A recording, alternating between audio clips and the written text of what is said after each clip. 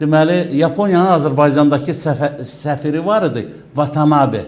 Evet. Watanabe. Azərbaycan dilində bülbül kimi belə ötüşürdü, danışırdı. Bugün də səfirlər var.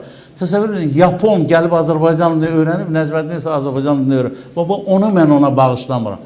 İndi qayıdıram o məsələyə. Deyərlər ki, bəs fikrim yayındı. Mənim sosial şəbəkə, Facebook səhifəmdə girib oxuya bilərlər. Deməli, o vaxtı bir hələ torpaqlar işğal altındaydı.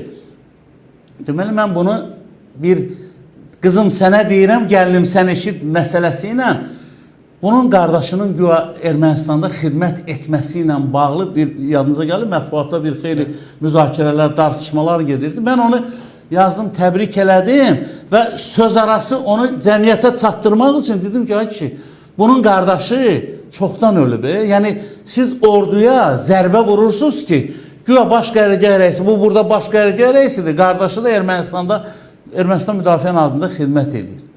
Elə bir şey olmamışdı da. Hələ odur. Ay, bu Nəcməddin Sadıqov müdafiə edir. Deyirəm ki, Azərbaycan dilini öyrənməyib, ayıb olsun ona.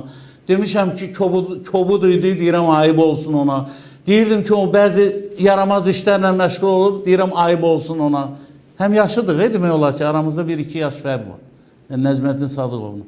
Mən o cavan nazirləri nəyə görə deyirdim, bayaqları Sahili, Anarı, Obursun. Onlar məndən yaşda çox-çox kiçik idilər.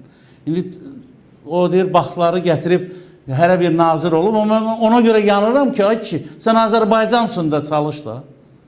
Nəcməddin ölsün, yenə də deyirəm. Ay, Nəcməddin orada Ramiz Mehdiyevə qoşulub, nə isə eləyə bilər. Nəzməddini eşitsə, 100 nəfərdən 5 nəfər eşitsə, o böyük işdir.